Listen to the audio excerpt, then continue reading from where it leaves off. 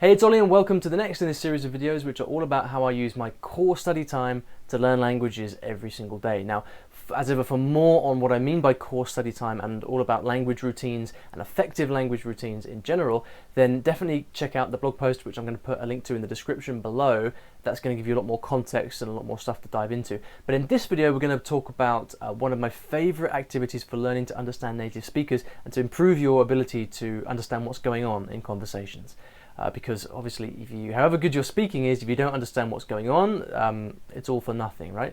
Now, I've talked about this before, but this is a particular activity that I do quite intensively from time to time when I really want to focus on listening comprehension.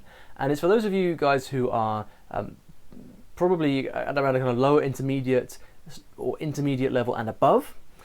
It's going to be challenging if you're at a more beginner stage, simply because you probably don't know enough vocabulary for it to make sense. So once you've got a good grounding in the vocabulary of the language, this is going to really help you. So let's dive in and I'll show you exactly what I'm talking about. Okay, so you know how when you first start learning a new language, everybody always says, well, native speakers speak so quickly, so fast, that I just cannot understand what's going on. It's just too much and it's too quickly, right? Well, there's a very good reason for that, and there's something we can do to overcome that too. So let me show you. All right, so you know how when you first start learning a new language, everybody always says, well, native speakers speak so quickly that I can't understand a word of what's going on. Okay, well, there's a very good reason for that, which I just want to show you now as a bit of background. When we study languages, what we tend to do as students is we work on a word-by-word basis. Okay, so we look at the grammar and we look at why this is goes together, and then we look at why we have the article, the a going with sentence, and then in as a going with English. We tend to look at all words separately like this, and so that when we actually come to speak, we will inevitably speak like this. This is a sentence in English. Right? That's how a learner would pronounce it. But native speakers do something very different. And if you were to hear a native speaker saying this very sentence, then what's going to happen is the words are all going to join together. So let's have a look at this. You've got this is, so the s and the ig combining. This is so right there, these three words here are going to sound to the learner all as one. This is a. That sounds like one word, right?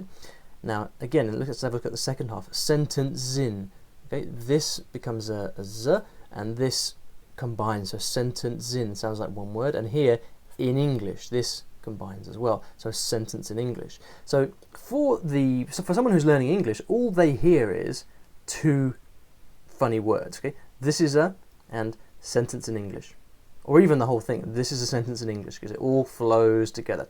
So if you're learning another language and you're having trouble understanding native speakers, this is most likely why. Okay, assuming you know what all the words mean, which of course is a different question, but we won't go there. Assuming you know what all the words mean, you've still got to be able to pick them apart from one another, right? And so the best way to do that, in my mind, apart from just like continuous exposure and just tons and tons of listening, the best way to do that is by a technique called transcription. Otherwise known as transcribing or dictating. The kind of classroom activity is called dictation usually. So you've got people speaking and they're saying a whole ton of stuff, but when you're actually listening to them normally speaking together, obviously there's too much going on, too fast, and you can't, because it's all happening in real time, you can't learn from it. And so very simply, what I spend a lot of time doing is listening to recordings of native speakers talking, and then very simply writing down what I hear. And it really is as simple as that. What that does is it forces you to pick out the individual words that you're listening to. Now there's a lot of kind of going back and forth, rewinding over and over again to help you with that, but I will often put on a recording and I'll sit down and I'll try and write out the whole thing on a piece of paper. Very simple, just listening and writing. You remember when your teacher at school used to do dictation? You know, she would read a passage out loud and you'd have to write it down. Well, this is exactly what we're doing, except for foreign language purposes it's kind of different because we're training ourselves to hear the individual words. Now, if you do enough of this, what's going to happen is that you're just going to, over time, recognize what kinds of words combine, just like these do in English. In whatever language you're learning, you will start to just get used to sounds that combine and eventually be able to pick them apart. And when you can do that, then you're much better able to understand native speakers. All right, so the next question is, well, where can I find stuff to transcribe? Well, you need to look for resources where you've got the audio, like this, and you've also got the transcript here. So that once you've done your transcription, you can compare it against the real one, and that's going to obviously give you tons of stuff to study and show you where your weak points are.